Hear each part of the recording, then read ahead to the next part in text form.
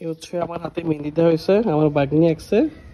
মাঝখানটা হচ্ছে শিয়াল, শিয়ালের সামনে যে আছে সে হচ্ছে মুরগির চা, আর এই হচ্ছে আমি। তো আমি হচ্ছে শিয়ালকে দৌড়াইতেছি মুরগির চারে বাঁচানোর জন্য। এই আমার ভাগ্নি আমার হাতে এঁকে দিয়েছে মেহেন্দি দিয়ে। কিছুক্ষণ পরে এটা ক্লিন করব, দেন আপনাদেরকে দেখাবো ক্লিন করার পরে রং কেমন আসছে।